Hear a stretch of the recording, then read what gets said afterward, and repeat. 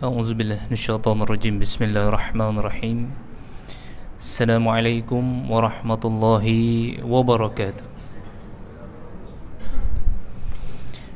بسم الله الشافي بسم الله كافي بسم الله معافي بسم الله الذي لا يضر مع اسمه شيء في الأرض ولا في السماء وهو السميع العليم بسم الله أبتدي وبكتاب الله أبتدي وبسنة محمد رسول الله أبتدي أما بعد. هيا نبدأ لقاءنا في هذه الليلة المباركة في هذا المكان المبارك بقراءة أم الكتاب الفاتحة. أعوذ بالله من الشيطان الرجيم بسم الله الرحمن الرحيم الحمد لله رب العالمين الرحمن الرحيم مالك يوم الدين إياك نعبد وإياك نستعين اهدنا الصراط المستقيم صراط الذين أنعمت عليهم غير المغضوب عليهم ولا الضالين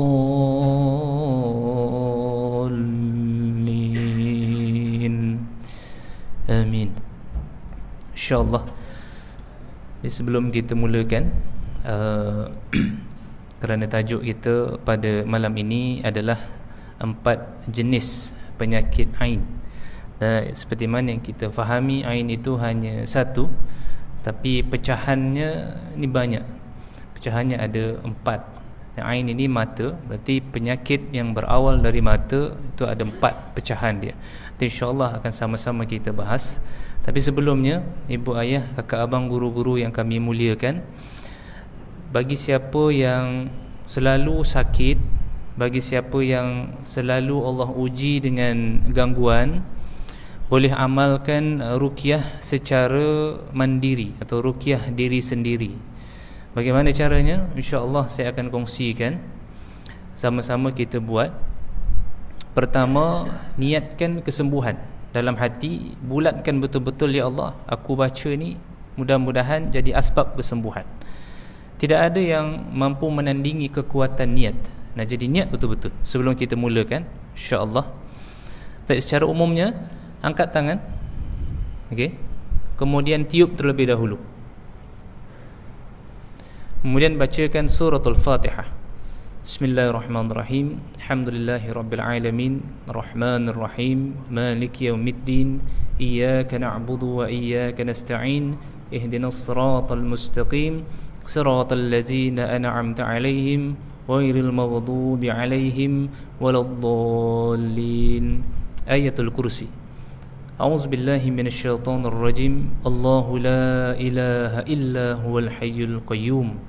لا تأخذه سنة ولا نوم له ما في السماوات وما في الأرض من ذا الذي يشفع عنده إلا بإذنه يعلم ما بين أيديهم وما خلفهم ولا يحيطون بشيء من علمه إلا بما شاء وسع كرسيه السماوات والأرض ولا يؤوده حفظهما وهو العلي العظيم.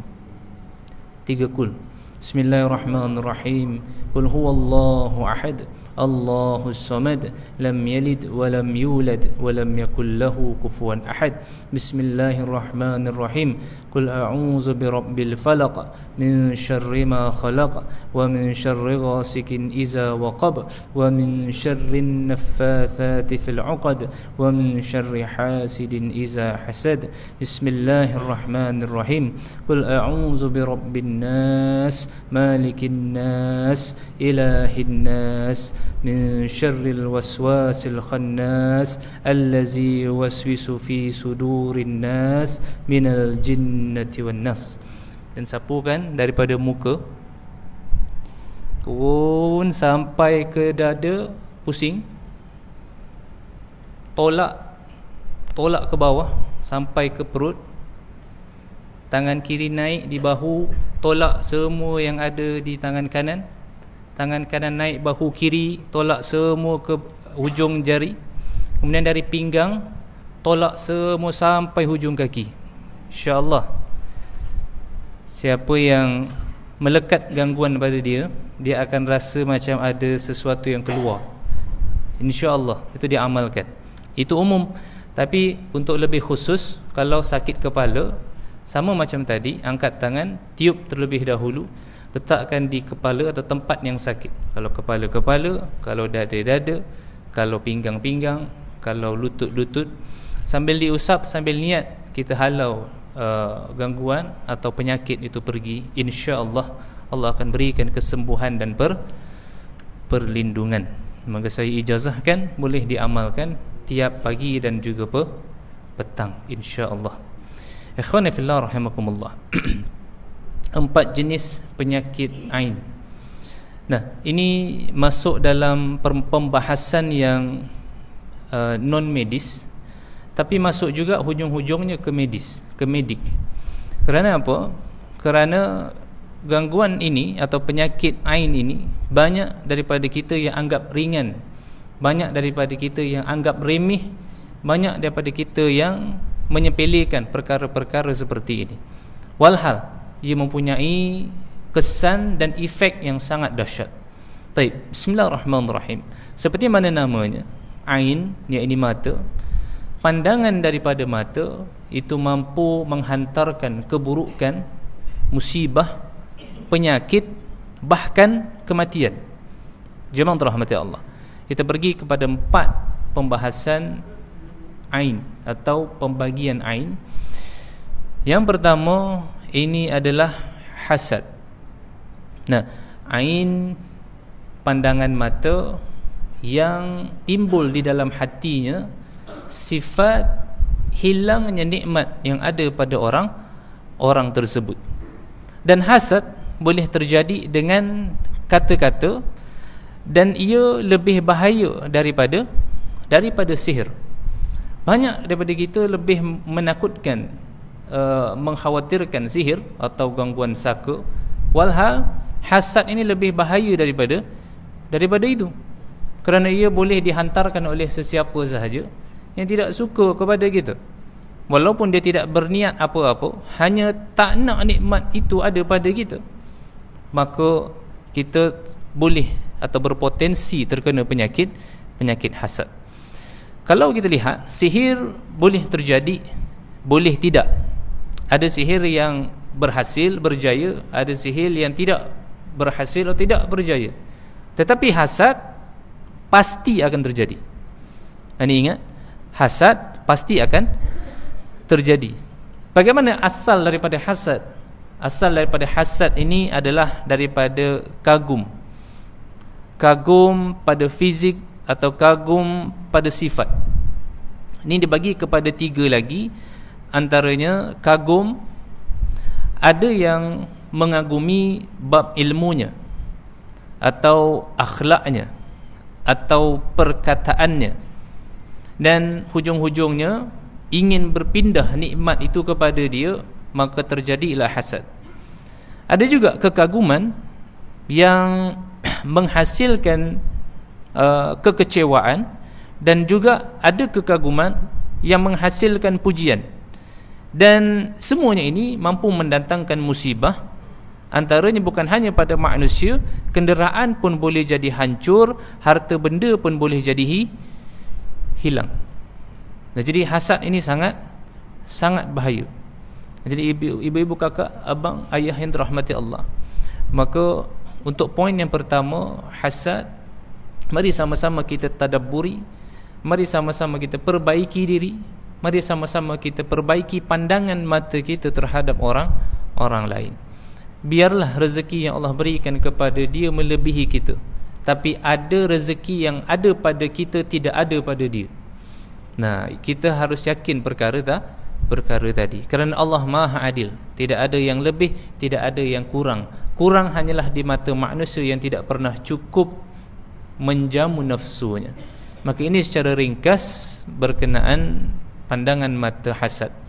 Kemudian yang kedua, pandangan mata yang menghasilkan musibah, ini adalah ain, atau ain itu sendiri, atau kagum kepada apa yang dipandang, apa yang dilihat, atau kagum kepada nikmat itu sendiri. Jadi jemaah rahmati Allah, kagum dengan nikmat tetapi tidak mengharapkan nikmat itu hilang. Dia berbeza dengan hasad. Hasad ni memandang, dia nak nikmat tu tak ada pada orang tu, hilang terus daripada dia. Kalau ain, dia memandang nikmat pada seseorang tetapi dia tidak inginkan nikmat itu hilang pada dia, hanya kagum sahaja. Nah, jadi ada nikmat yang terjadi dengan dua perkataan. Pertama, terlalu kecewa, tapi kecewa tidak mengharapkan ia hilang, seperti mana Qarun. Nah, orang memandang Qarun yang memandang dengan pandangan bahawa banyaknya harta dia, tapi bukan dengan pandangan yang kagum, tapi lebih kepada kecewa.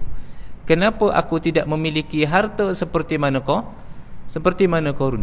Ini termasuk dalam ain. Ini pecahan ain yang kedua. Memandang, kagum, tetapi hujung-hujungnya kecewa, tapi tidak ingin nikmat tadi hilang pada seseorang. Dan yang kedua, ini terlampau happy atau terlampau kagum. Nah, sehingga terjadi seperti mana kisah yang sangat masyhur, iaitu Amir bin Rabi'ah dan Sahal bin Hunayf. Yang Sahal bin Hunayf ini Allah anugerahkan kepada dia tubuh badan yang sangat indah, kulitnya mulus, licin, gebu, putih. Nah, tidak ada sahabat yang pernah melihat tubuh Sahal bin Hunayf. Satu hari Amir bin Rabi'ah datang, lalu dekat tempat atau rumah Sahal, dan kemudian tanpa sengaja melihat tubuh badan Sahal bin Hunayf. Dan kemudian apa yang berlaku? Amir ni berkata kepada dalam hatinya, atau terkeluar perkataan, cantik sungguh kulit Sahal ni, seperti mana perempuan, cantik sungguh. Dan akhirnya tak lama lepas tu jatuhlah Sahal, dan kemudian Amir bergegas bertemu kepada Rasulullah sallallahu alaihi wasallam. Rasulullah datang dan berkata dengan marah, siapa yang sanggup membunuh saudaranya sendiri? Dan Nabi marah, siapa yang sanggup bunuh saudaranya sendiri? Dan kemudian Amir hanya berkata, aku cuma kata badan dia ni cantik, badan dia ni putih, badan dia ni kulit dia indah, tak macam kulit kami. Sesungguhnya perkataanmu itu membunuhnya. Nah, maka Nabi suruh perintah Amir bin Rabi'ah untuk wudu, dan kemudian air bekas wudu tadi itu disiramkan kepada Sahal bin Hunayf, dan seketika bangunlah Sahal daripada pingsannya, seolah-olah tak pernah terjadi apa-apa. Nah, jadi jemaah rahmati Allah, ini sangat bahaya, sehingga Rasulullah mengakhiri peristiwa tadi dengan berkata, pandangan mata boleh menyebabkan seseorang mati, bahkan unta pun boleh menjadi mati. Nah, jadi bagaimana untuk kita ekspres sesuatu yang kita kagumi? Maka selitkan kalimah Allah dengan membaca paling minimum Masya Allah, atau ditambah dengan Tabarakallah, atau Barakallahu laka fihi, semoga Allah berkati apa yang ada pada dirimu. Dan banyak lagi kalimah-kalimah yang memuji Allah, yang bertasbih kepada Allah, boleh kita gunakan saat kita melihat nikmat yang ada pada orang lain, saat ingin memuji siapa pun, isteri kita, ataupun suami kita, ataupun anak-anak kita. Biasanya selalu kita puji, betul tak? Kucing kita pun kalau kita ada bela, kita selalu puji dia tanpa mengucap kalimah Allah, akhirnya sakit dan mati. Subhanallah. Nah, jadi jemaah rahmati Allah, maka jangan pernah kita remehkan, pandangan kekaguman atas nikmat yang ada pada orang lain. Kalau kita lihat, hasad hanya berlaku dengan keinginan yang kuat dalam hatinya, tetapi ain boleh berlaku kepada sesiapa saja. Hasad, kalau dalam hati orang yang hasid ini kuat, barulah hasad tadi akan sampai. Tapi ain, dia boleh berlaku kepada sesiapa sahaja. Jadi bagaimana caranya? Simptom ain, simptom orang yang terkena ain biasanya banyak kahak dan lendir. Kemudian warna mata berubah menjadi agak kekuningan atau tidak putih. Adanya simptom sakit yang berulang. Contoh, demam, elok, demam lagi, elok lagi, demam lagi, contoh. Atau batuk lah, paling mudah, banyak batuk. Batuk, kemudian elok sekejap, reda sikit, batuk lagi, teruk, okey kejap, batuk lagi. Nah, jadi jemaah rahmati Allah, di antara pesan Syekh Sa'id hafizahullah daripada Mesir, beliau berkata, amalkanlah untuk menghindari ain, sebab kadang-kadang ain boleh terjadi dalam rumah kita sendiri. Sebenarnya tanpa sedar seorang suami menyakiti isterinya, seorang isteri menyakiti suaminya, ibu dan ayah menyakiti anak-anaknya tanpa sedar dengan pujian. Baik anak tadi belajarnya mudah atau pandai, apabila kita selalu puji pandainya anak abah, lama-lama akan tergelincir dia daripada perkara tadi. Boleh jadi dia susah untuk menghafal, susah untuk mengingat. Atau contoh, anak yang masuk tahfiz, kita kata pada anak kita, atau anak kita report pada kita, alhamdulillah bulan ni abang dapat 5 juz. Wah, hebatlah. Wow sahaja, kalimat wow sahaja itu mampu menghantarkan ain pada anak kita. Hebatnya tu tambah lagi. Ini subhanallah. Ujung-ujungnya mungkin boleh jadi si anak tadi tidak mampu menghafal 5 juz seperti mana waktu dia hantar laporan tu kepada kita. Nah, jadi ibu ayah kakak abang dirahmati Allah, ain ini sangat dahsyat dan sangat bahaya. Jadi apa yang perlu kita buat? Tolong dicatat dalam ahli keluarga masing-masing. Wudu, air bekas wudu kita ditampung, dicampur dalam satu bekas, air bekas wudu ayah, air bekas wudu ibu, air bekas wudu anak.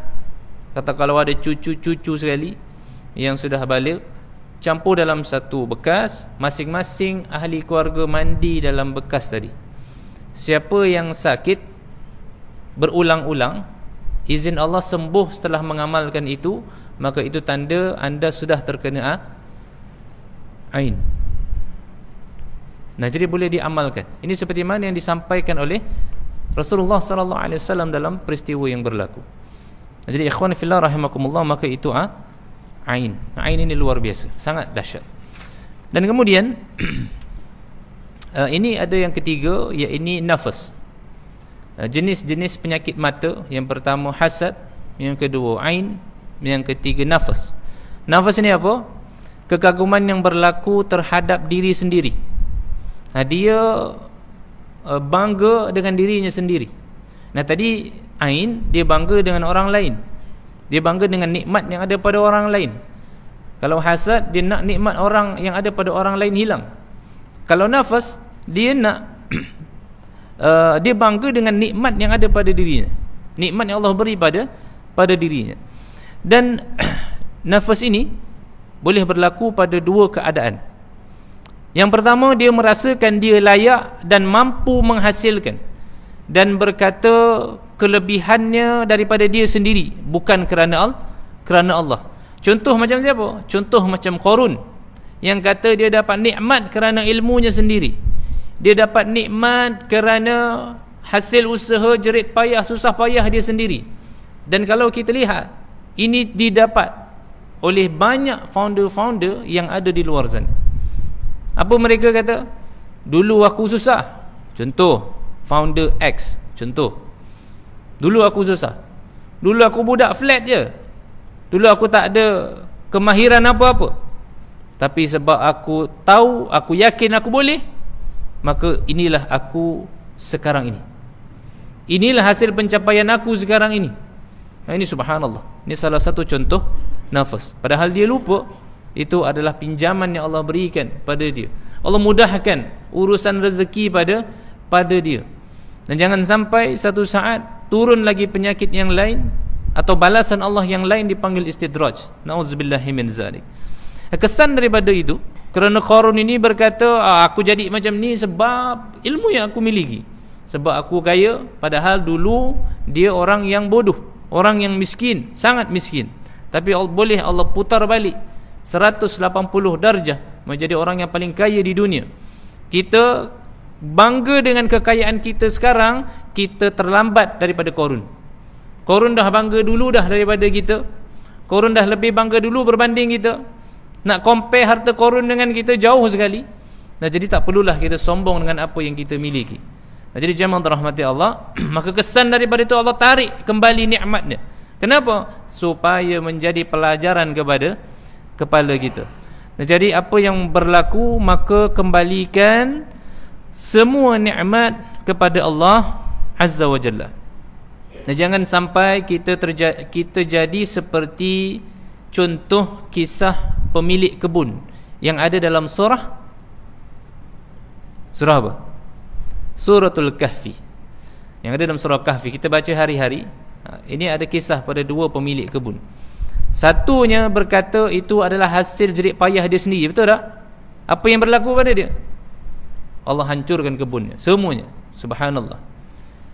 Kemudian dalam surah Kahfi, Allah ada bagi tahu kalimat bagaimana apabila kita melihat harta kita sendiri, kita melihat nikmat yang ada pada diri kita sendiri, apa yang perlu kita ucap.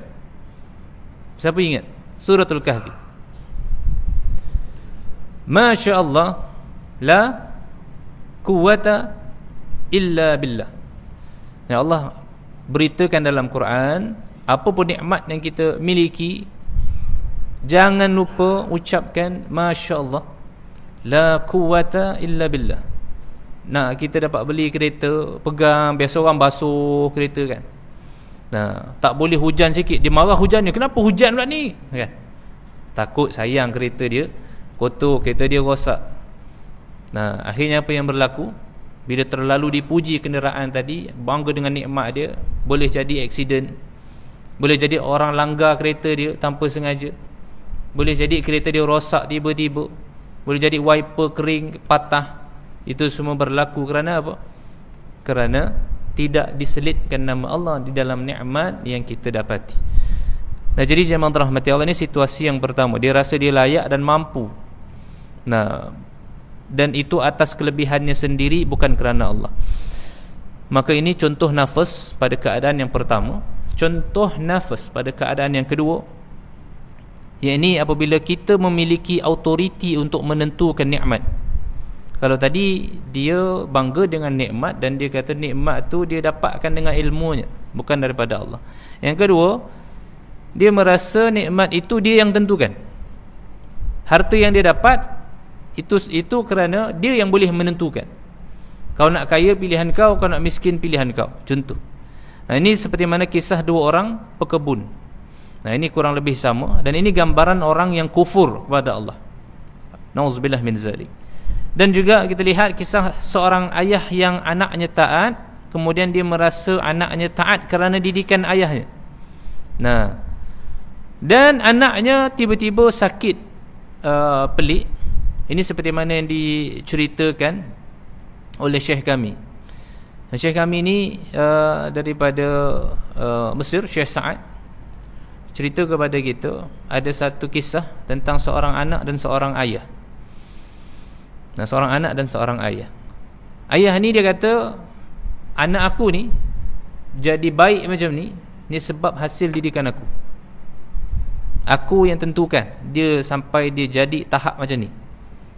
Sebab aku garang, contoh, sebab aku garanglah anak aku jadi baik macam ni. Dan kemudian anaknya sakit tiba-tiba.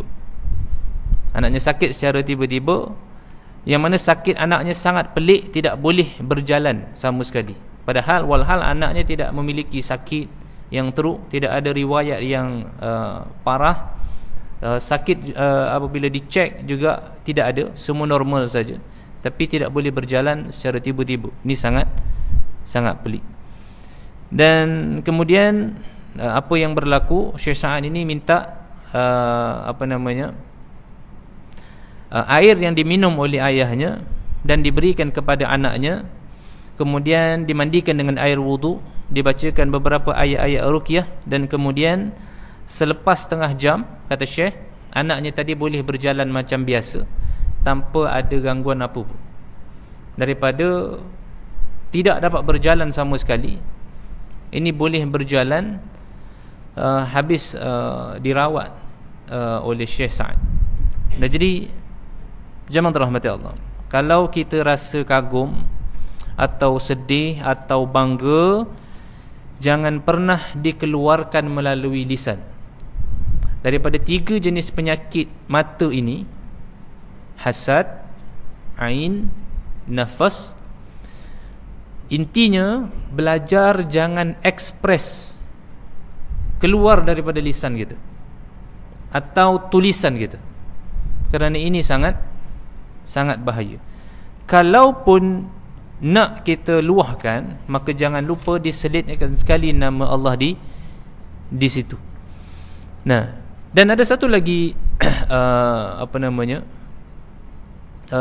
cara, kalau kita nak juga sebut, maka sebutkan Masya Allah, Tabarakallah, atau berselawat kepada Nabi sallallahu alaihi wasallam. Dan kalau kita tak buat macam tu, kita memberi musibah kepada siapa? Sahabat-sahabat kita, kenalan-kenalan kita.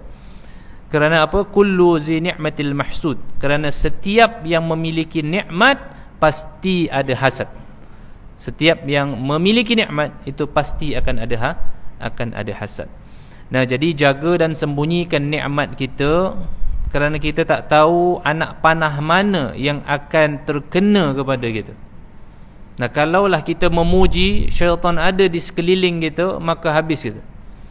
Tapi kalau kita memuji atau kita mungkin keluarkan dengan kata-kata, tidak ada hasad, tidak ada syaitan, maka kemungkinan besar tidak terjadi apa-apa pada kita. Tapi kalau ada syaitan di sekeliling kita saat kita mengucapkan perkataan-perkataan tadi, maka akan terlemparlah ain, hasad maupun nafas tadi. Nah, jadi jemaah rahmati Allah, nafas ini juga sangat bahaya, seperti mana yang berlaku kepada seorang khalifah. Syekh ceritakan kepada kami, berlaku kepada seorang khalifah daripada Bani Umayyah. Seorang khalifah dari Bani Umayyah, dia berdiri di hadapan cermin, kemudian dia berkata alangkah sayangnya kalau Abu Bakar, khalifah Sayyidina Abu Bakar, Sayyidina Umar, Sayyidina Osman, tengok keadaan aku sekarang ni, muda-muda lagi aku dah jadi raja. Tapi dia tak kata pada siapa-siapa, hanya depan cermin. Dan kemudian apa yang berlaku? Malam tu dia tidur dan dia tidak bangun-bangun lagi sampai bila-bila. Dia telah menyihir dirinya sendiri. Nah, sebab itu siapa yang suka selfie, siapa yang suka bercermin, maka jangan sesekali tidak kita selitkan nama Allah. Selitkan nama Allah dalam ucapan kita, gambar kita, video kita, mulakan dengan nama Allah. Masya Allah, Tabarakallah, Tabarakallahu laka fih, atau macam-macam doa kita mulakan dengan itu. Kerana kalau tidak, ini subhanallah, ini sangat bahaya kepada kita. Dan jemaah rahmati Allah, Syekh berkata lagi kepada kita, sebahagian ulama menyebutkan orang yang hasid atau orang yang dengki ini kufur, digandingkan dengan syaitan. Orang yang kufur atau hasid maka akan digandingkan dengan syaitan yang bernama Qarin. Nah, kenapa? Kerana seolah-olah dia ini tidak redha dengan pembagian rezeki yang Allah berikan kepada dia. Nah, jadi jemaah rahmati Allah, ini poin yang ketiga. Kemudian penyakit mata yang keempat. Nah, ini adalah nazrah. Pernah dengar nazrah? Pernah dengar? Tak pernah dengar. Ain biasa kita pernah dengar, hasad selalu. Nafas mungkin setengah daripada kita pernah dengar. Nazrah pernah dengar? Tak pernah. Nazrah ini sama juga macam ain, tetapi bukan melalui mata manusia, tapi melalui mata jin. Jin yang memandang kita, kagum dengan diri kita, maka kita juga boleh terkena efek tadi. Walaupun yang memandang kita bukan manusia, tetapi seekor jin. Dan ini kebiasaannya jin yang sudah melekat keturunan dengan kita. Jadi jemaah rahmati Allah, maka kita juga boleh terkena efek yang hampir sama dengan apa? dengan ain tadi. Ini subhanallah. Dan jadi ikhwani fillah rahimakumullah, maka 4 poin ini saja mampu menyebabkan kita sakit seolah-olah disihir. Tapi sebenarnya kita bukan disihir. Sebab itu kita kena belajar sedikit demi sedikit untuk diagnose sama ada kita ni betul-betul kena serangan sihir atau terkena pandangan mata tadi. Nah, jadi antara caranya secara umum, kesimpulan, jangan pernah keluarkan kalimat pujian. Kalau tak suka jangan sebut aku tak sukalah dengan dia ni. Jangan. Lebih baik kita simpan sahaja. Simpan, kalau kita keluarkan maka habis. Jadi apa pun mintalah perlindungan dengan Allah supaya kita bebas daripada apa? Daripada golongan makhluk yang hasad, benci, dengki, iri pada kita. Antaranya doa seperti mana yang dibaca oleh Rasulullah sallallahu alaihi wasallam kepada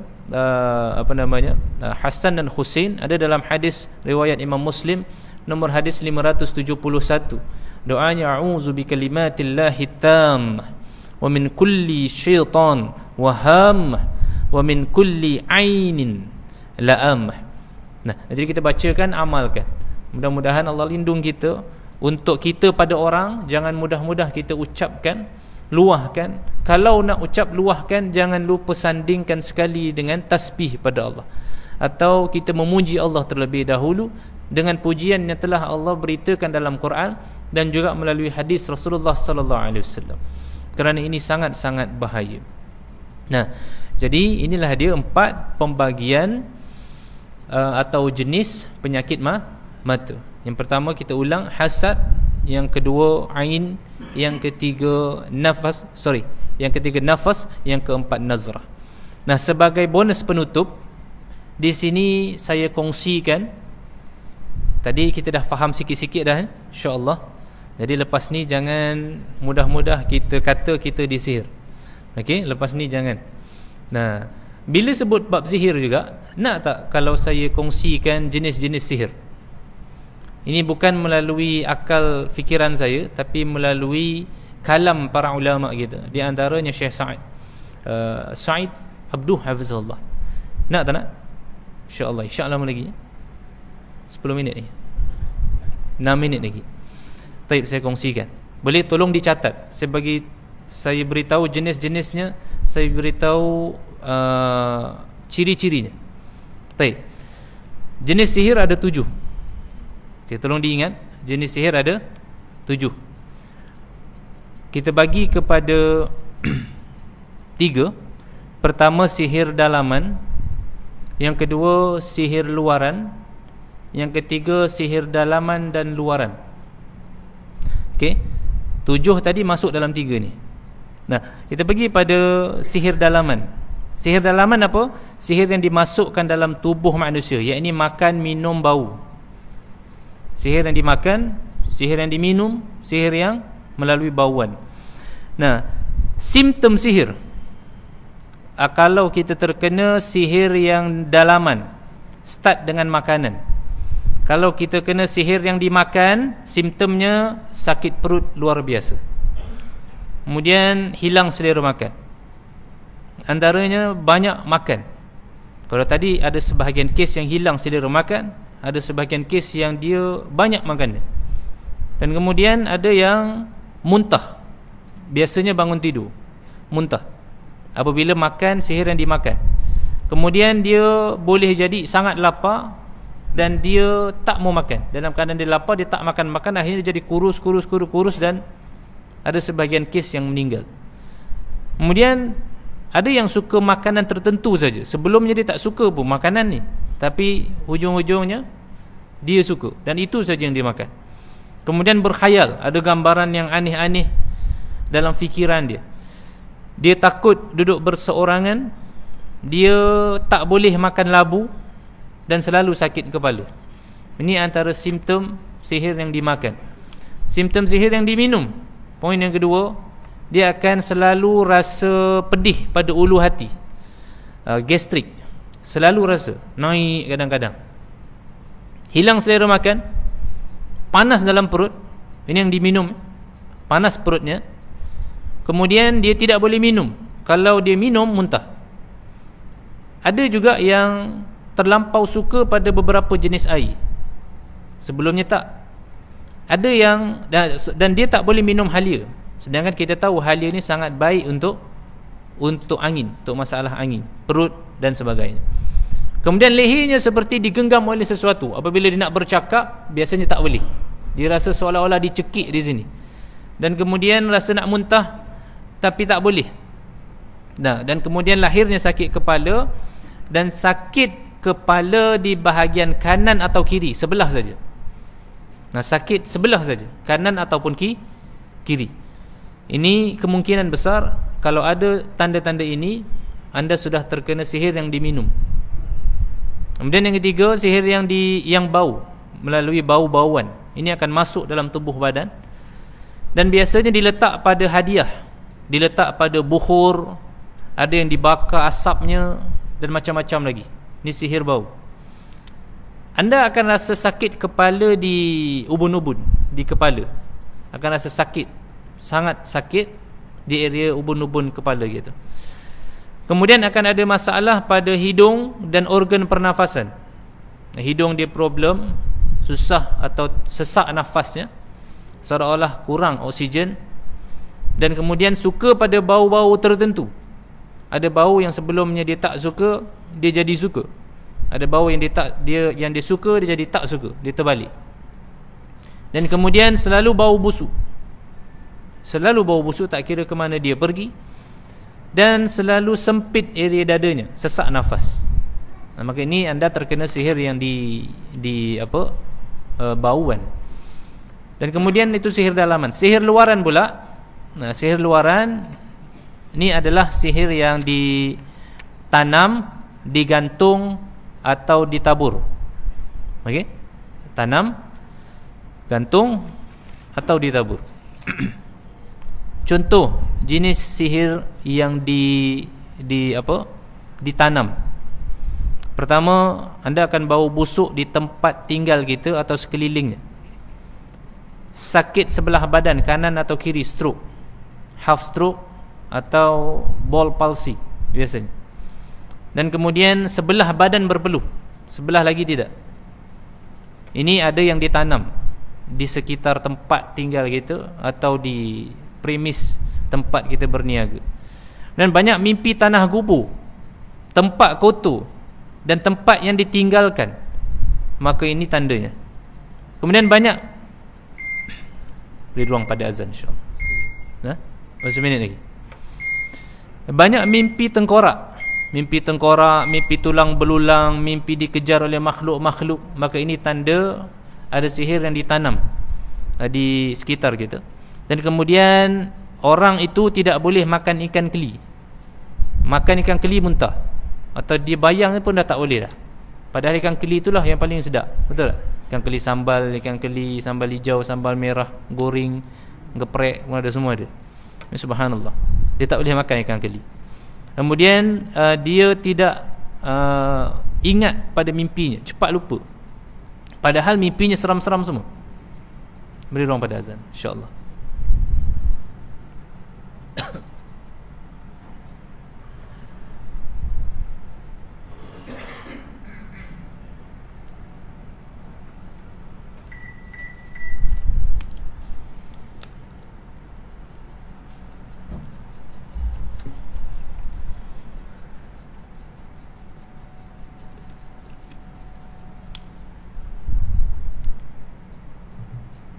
Bismillah. Bismillah.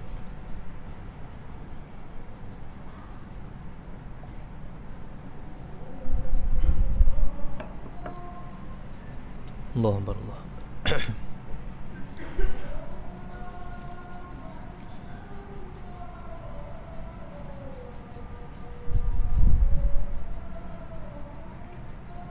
Allahu Akbar.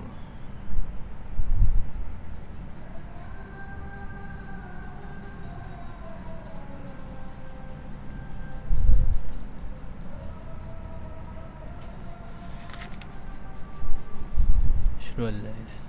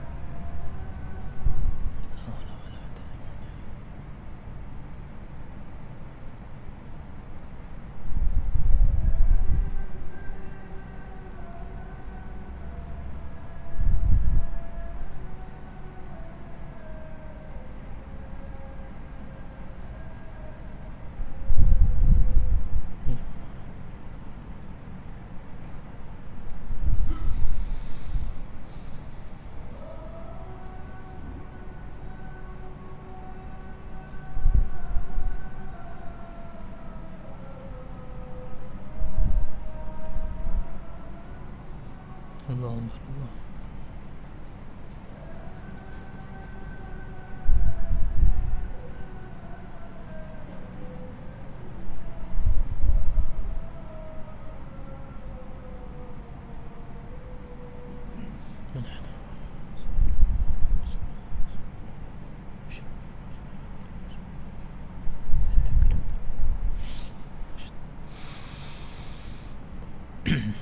Baik, teruskan lagi insya-Allah.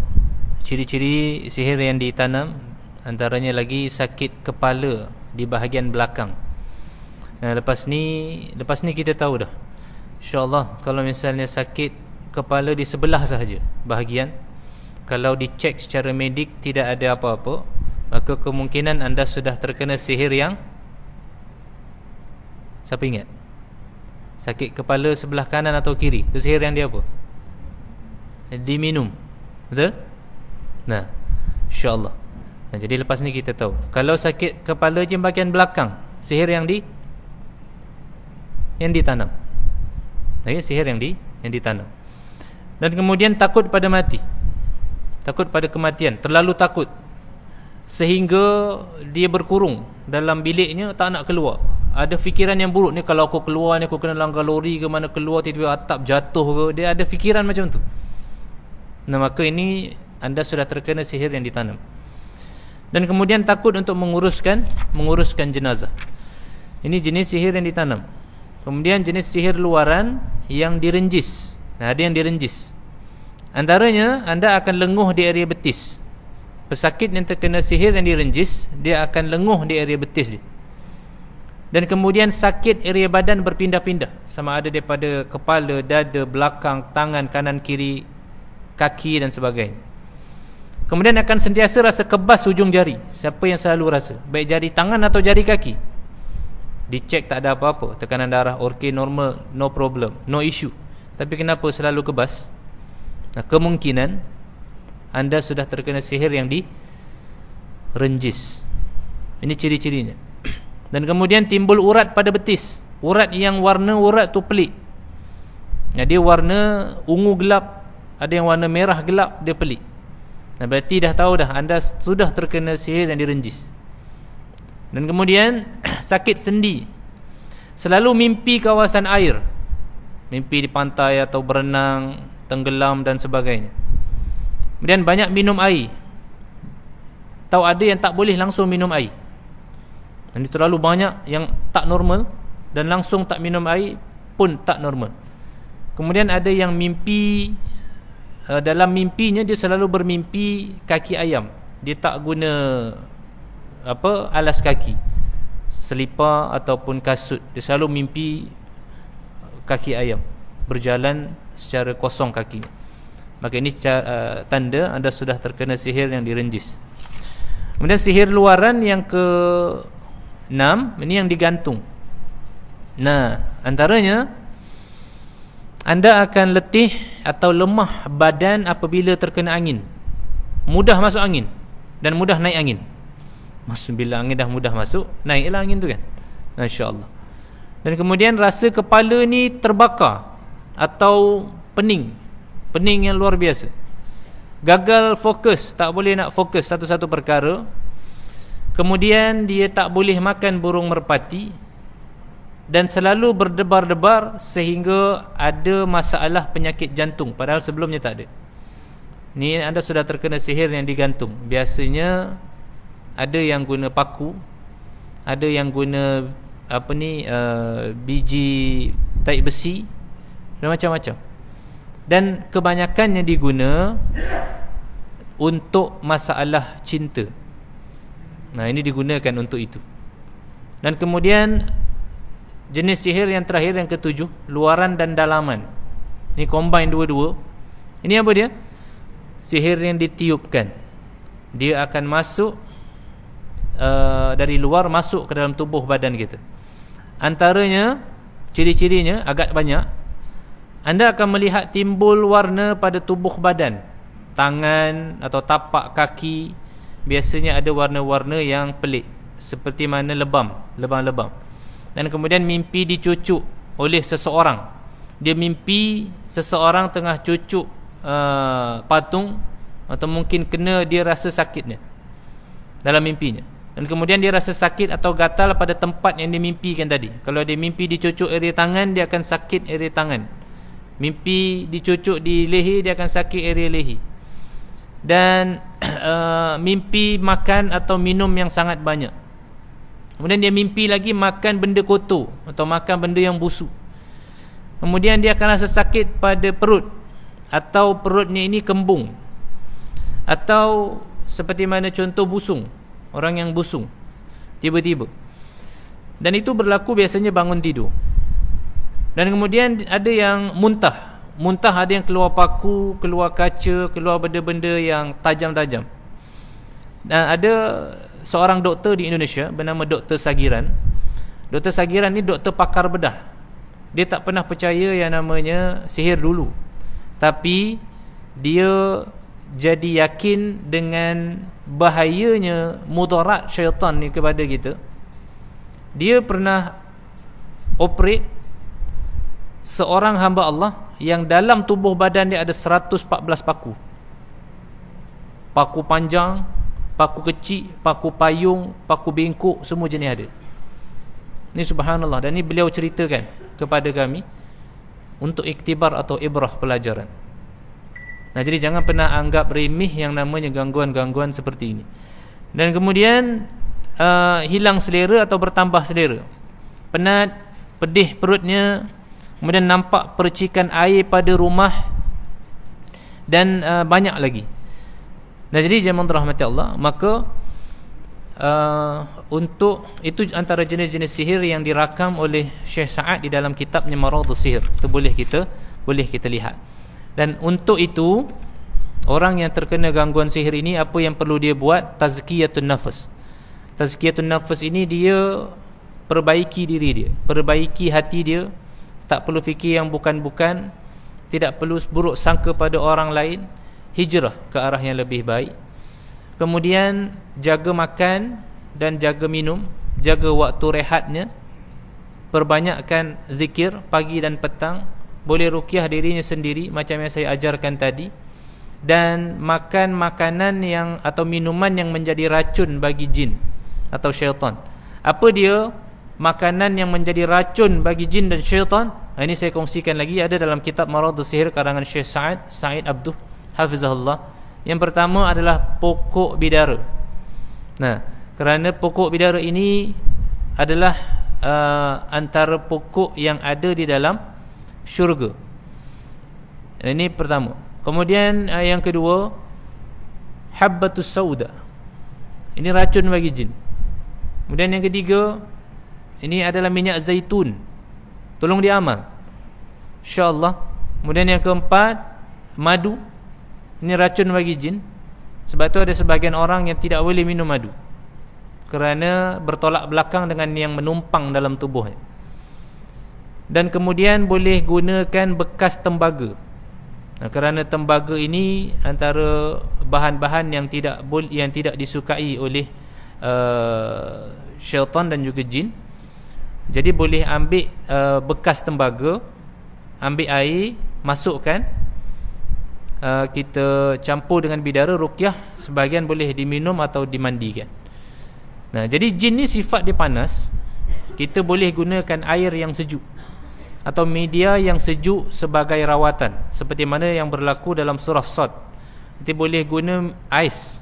Boleh guna ais. Siapa yang sakit pelik di tubuhnya, mungkin dia dah tahu dah dia pernah disihir atau sihirnya tak keluar lagi, boleh amalkan ais. Ambil ais yang ketul-ketul tu, kemudian masukkan dalam bekas, kita masukkan tangan kita, tenggelamkan tapak tangan kita, rutinkan paling sekejap, seminit lebih. Kalau boleh istiqamah sampai tahap seminit lebih, tu insya-Allah. Antara khasiat lain, orang yang rendam tangan atau kakinya pada ais, dia akan aktifkan lemak-lemak tepu yang ada pada tubuh. Dia akan bakar balik lemak-lemak yang menumpang di tubuh. Kemudian dia akan trigger mana organ yang problem, sebab jin syaitan akan memperparah, akan memperteruk organ-organ yang pernah sakit. Syaitan sebelum masuk dalam badan kita, dia diagnos dulu, oh orang ni sakit apa ni, orang ni kelemahan dia apa. orang ni mana organ dia tak betul, maka itu yang akan diperteruk oleh syaitan dan jin. Nah, jadi itu caranya. Boleh guna ais. Dan kemudian jin benci setiap perkara yang dibenci oleh Allah. Jadi setiap perkara atau ketaatan yang kita buat itu akan menakuti jin. Dan banyak lagi caranya, tapi tak boleh saya kongsi pada malam ni kerana waktu sangat tidak mengizinkan. Secara kesimpulan, insya-Allah ada gangguan yang bukan berasal dari sihir, tapi hanya dengan mata. Dan itu seperti mana yang kita sampaikan tadi. Yang pertama hasad, ain, nafas dan juga nazrah. Dan saya tambahkan dengan beberapa jenis sihir yang pernah dicatat dan simptom-simptomnya. Tadi ada 7, betul? Ada yang dimakan, ada yang diminum, ada yang bau, ada yang apa tadi lagi? Ditanam, ada yang digantung, ada yang direnjis, siram, atau yang terakhir angin. Nah, jadi jemaah rahmati Allah, amalkan ruqyah secara mandiri seperti yang saya ajarkan tadi. Insya-Allah moga Allah beri perlindungan kepada kita, insya-Allah. Dan jangan pernah lupa sebut apa sahaja nikmat yang kita nampak dengan kalimah masya-Allah, atau ditambah dengan tabarakallah, atau barakallahu laka fihi, atau kalau kita kagum dengan rezeki yang kita miliki, masya-Allah la quwata illa billah. Mudah-mudahan apa yang dikongsikan bermanfaat, insya-Allah. Amin ya rabbal alamin. Jadi sebelum ditutup, ada sedikit iklan ingin kami sampaikan. Nanti di luar sebelah sana, fil kharij, kami ada bawa herba. Jadi kami bawa semua produk herba yang kami buat sendiri based on bidara dan juga gaharu. Jadi semua herba yang di belakang itu insya-Allah racun pada jin. Ada satu jus yang kami buat namanya jus ikhtiar. Dalam jus tu ada daun bidara, ada daun kelor, moringa, bagus, sangat baik untuk saraf. Ada juga saca inci yang sangat baik juga untuk salur darah, kolesterol. Kerana sebahagian gangguan syaitan buat darah kita tersumbat atau darah kita jadi pekat. Dan sebab itu juga sangat penting untuk kita tiap bulan, kalau tak boleh setahun sekali, tapi rutinkan bekam. Nah, sebab kadang dari darah-darah kotor itu tempat tinggal jin dan syaitan. Nah, jadi amalkan. Kemudian kita ada ashwagandha, kami ada daun belalai gajah, kami ada madu dalam jus tu. Satu jus ada semua. Ada madu, ada lemon untuk detox. Jadi insya-Allah untuk buang angin, untuk saraf, untuk darah, untuk gangguan, insya-Allah. Atau siapa yang nak, saya sharekan satu herba, boleh diamalkan tiap pagi. Ini sangat bagus untuk stamina tubuh badan kita dan sangat tidak disukai oleh syaitan juga. Antaranya 4 herba. Yang pertama serai, yang kedua halia, yang ketiga kunyit, yang keempat madu. Kita geprek semua, bagi pecah, masuk dalam gelas, boh dengan air, suam, kemudian tunggu sekejap baru minum. Amalkan tiap pagi, anda akan rasa badan lebih ringan, lebih sihat berbanding sebelumnya. Atau kalau rasa malas nak buat, kat belakang kita dah buatkan ada jusnya, tinggal diamalkan sahaja pagi dan malam. Kalau penyakitnya teruk, boleh pagi, tengah hari dan malam.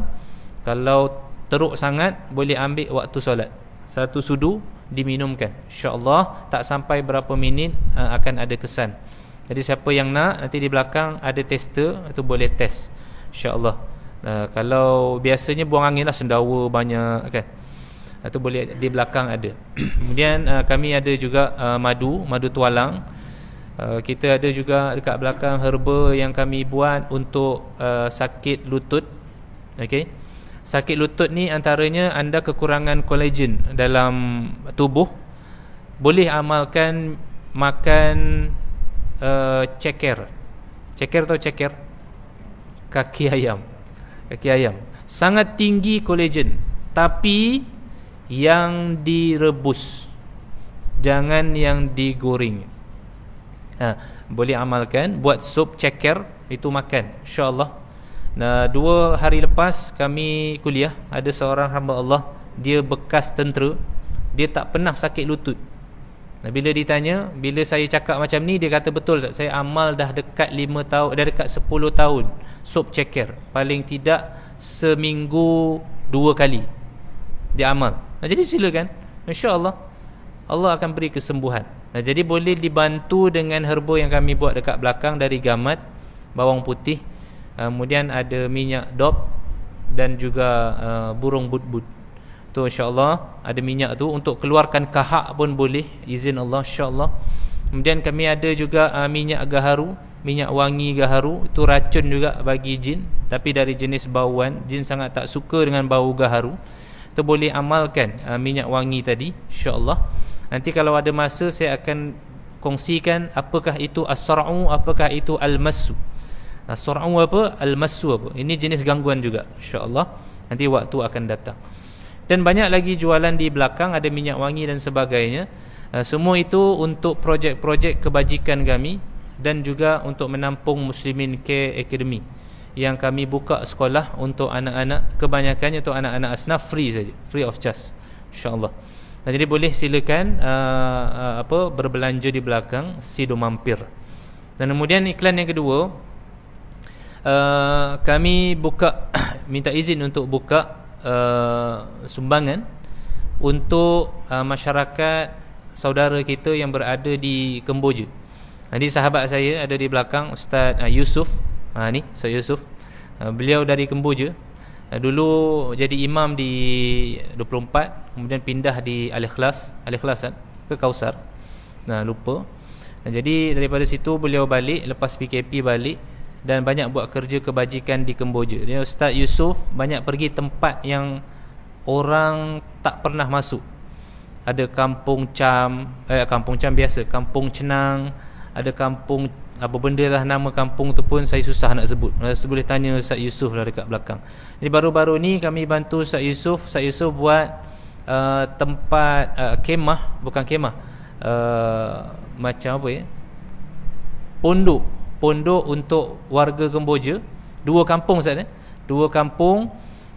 Kalau ada kematian, mereka tak ada pondok untuk berteduh. Ustaz Yusuf juga bantu surau di satu kampung yang sangat daif. Ada yang daripada surau tu dibuat dari zinc saja, dari zinc, berlantaikan tanah liat, balut dengan papan kalau tak silap saya. Jadi banyak dibantu oleh Ustaz Yusuf. Banyak masuk dan bantu kampung-kampung yang sangat perlukan bantuan. Kita sangat selesa di sini, karpet sangat empuk. Tapi di tempat-tempat yang lain, saudara kita ibadah dalam keadaan apa adanya.